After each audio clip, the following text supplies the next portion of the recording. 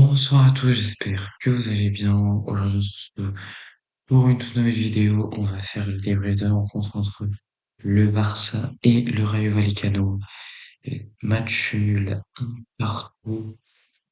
Juste avant de commencer la vidéo, n'hésitez pas à la liker, à la commenter, à la partager, à vous abonner à la chaîne et activer la cloche, ça m'aide vraiment énormément. Merci à tous ceux qui le feront. Juste avant de commencer un peu sur le débrief, j'aimerais parler du contexte dont j'ai déjà parlé, hein, bien évidemment, sur l'avant-match. Le Vallecas, qui était dans un état que je qualifierais de déplorable, de quasiment pas praticable en fait. Comme ça s'est confirmé, la pelouse était infâme, mais vraiment infâme. On voyait de la terre, il y avait des, il y avait des trous, au niveau des cages et tout. Enfin, vraiment des pelouses de quatrième division espagnole. Bon, bref.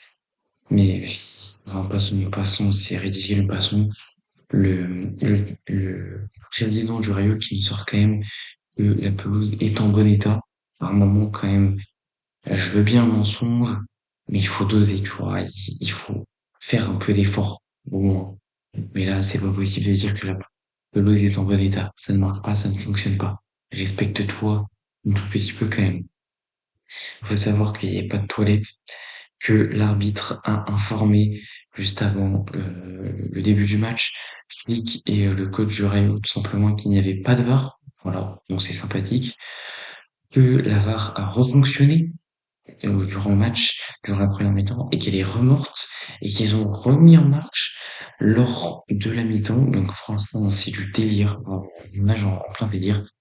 Donc j'aimerais comprendre à quoi sert la Liga, si leur fair play financier est là pour améliorer les infrastructures, et qu'une équipe qui joue la Ligue Europa Conférence a ce genre d'infrastructure. Voilà. J'aimerais comprendre. J'aimerais que Tebas nous explique parce que ça me paraît quand même assez amusant. Enfin bon. Concernant le match, je pense, hein, sans trop m'avancer, que c'est le pire match que j'ai vu sous Airflick. Comme ça, au moins, c'est honnête. Dès le début, on dit les termes. On va commencer par la composition parce qu'il y a quand même des choses à dire intéressantes. Flick a décidé d'aligner Olmo en numéro 10. Il a décidé de remettre Koundé en arrière droit. Et il a aussi décidé de mettre une charnière inédite puisqu'il a mis Eric Garcia et Christensen. Et vous inquiétez pas qu'on va parler des deux. Donc, c'est une composition plutôt intéressante. Je voulais voir ce que ça donne personnellement. Moi, ça m'a intéressé, surtout pour Christensen.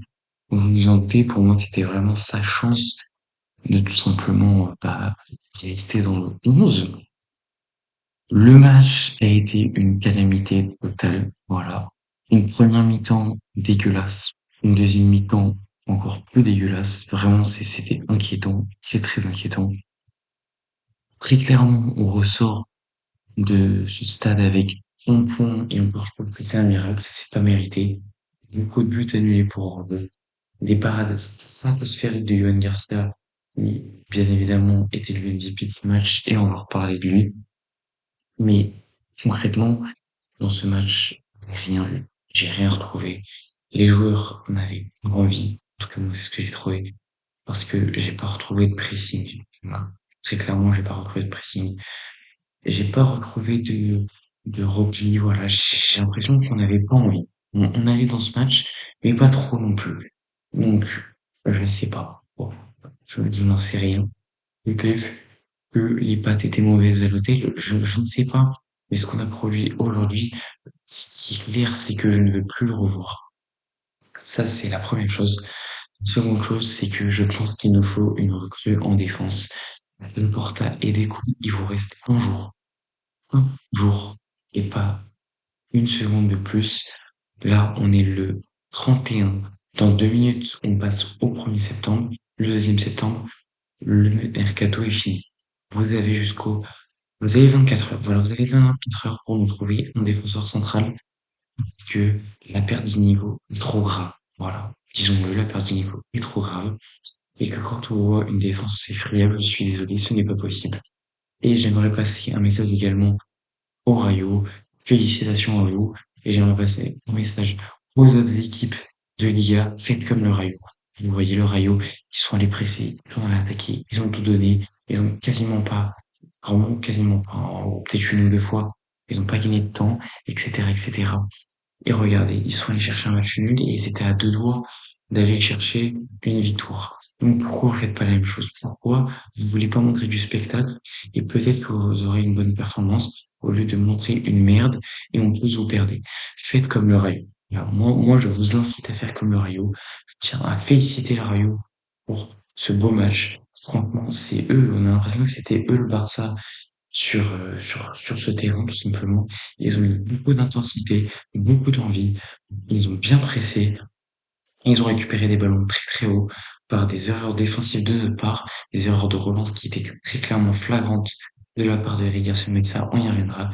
Moi, je dis bravo au Rayo et je ne veux plus tout simplement revoir cette performance-là du Barça, surtout avec une équipe qui n'était pas du tout remaniée. Alors oui, il y avait un semblant de test en défense, ça, on peut le reconnaître.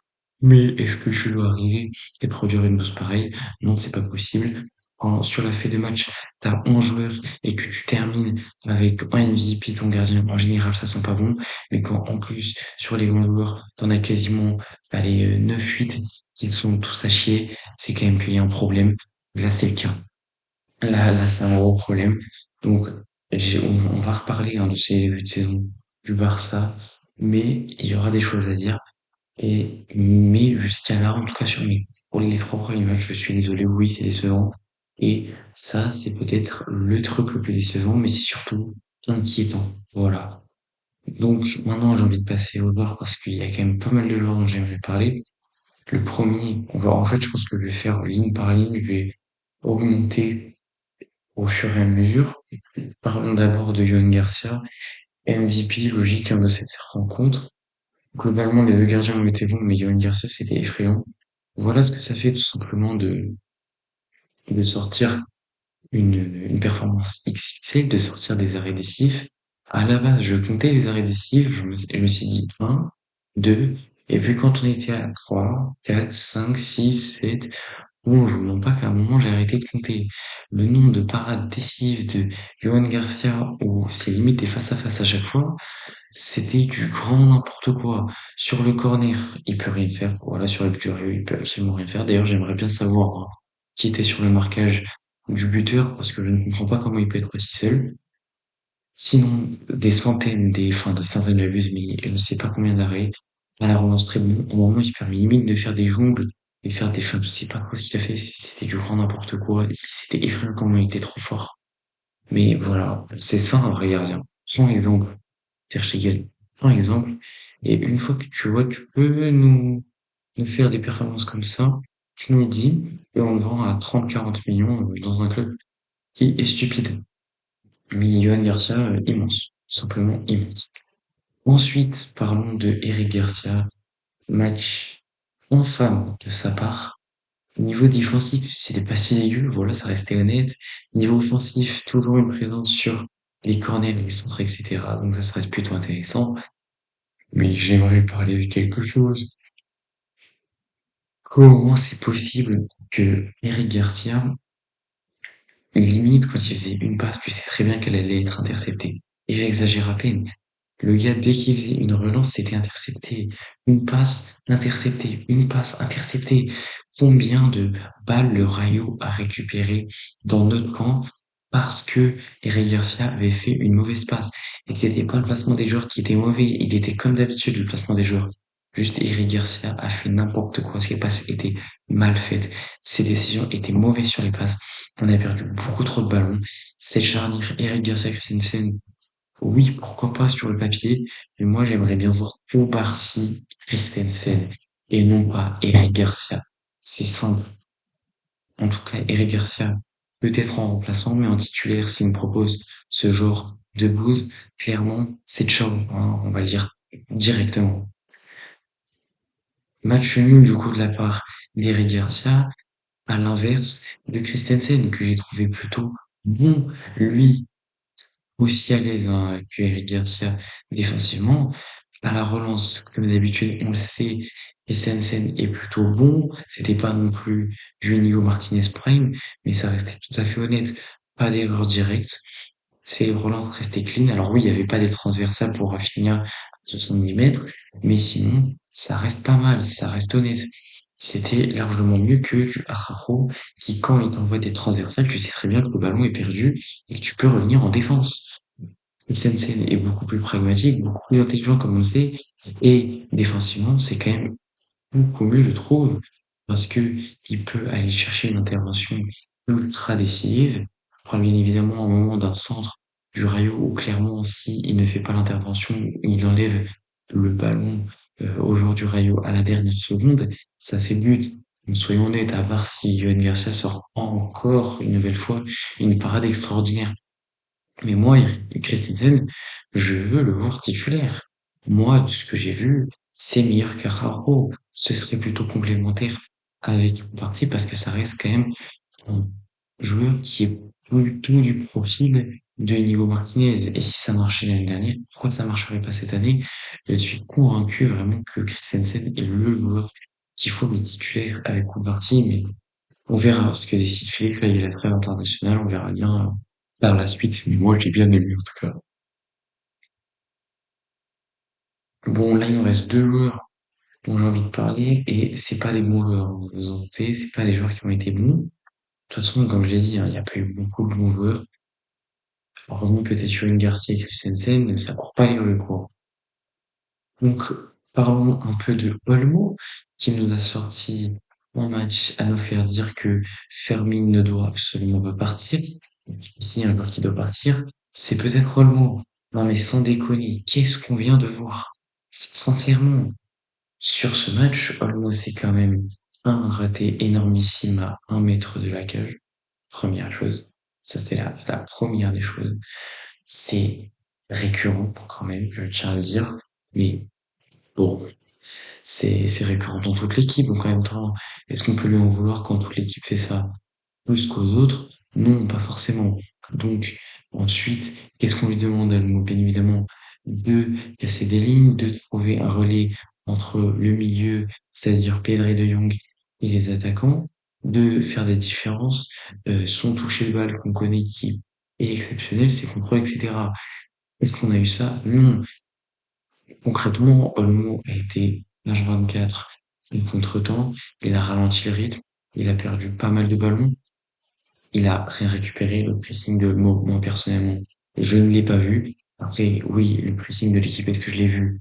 Non, mais certainement pas de Olmo non plus.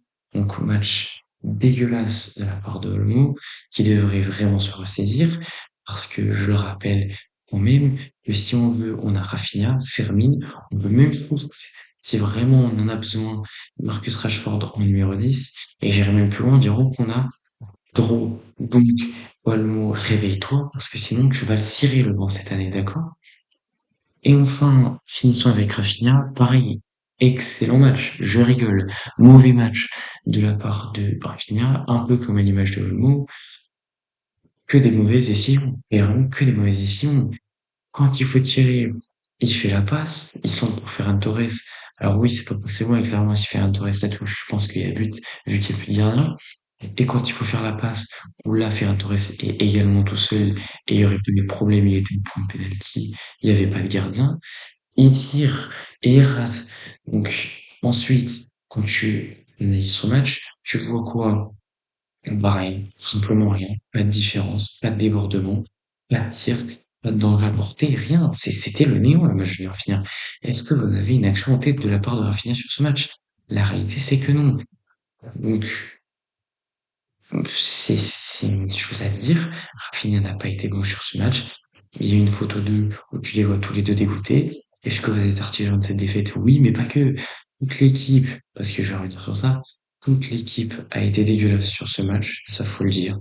Mais il y a des gens qui ont plus participé à cette dégueulassité que d'autres. Olmo, Rafinha, Eric Garcia, top 3 des plus dégueulasses sur ce match. Faut se ressaisir, les gars.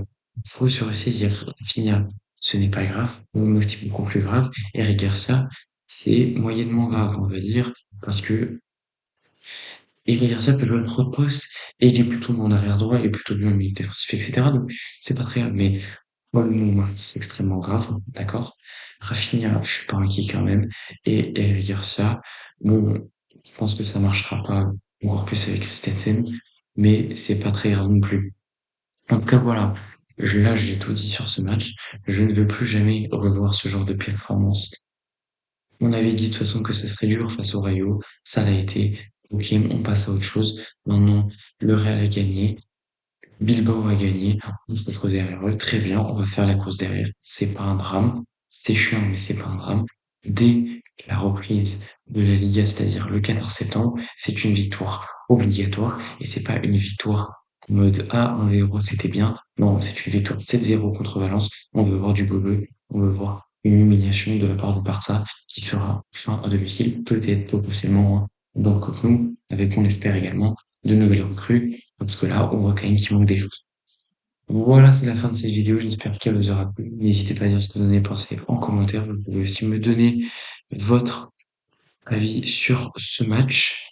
N'oubliez pas de me follow sur tous les réseaux, que ce soit TikTok ou Insta, où je publie des segments de mes vidéos, donc vous prenez celui qui vous arrange et vous regardez. Je suis aussi bien évidemment sur Twitter, je vous mets tous les liens en description, vous n'avez plus qu'à cliquer pour me follow, et moi je vous dis tchuss.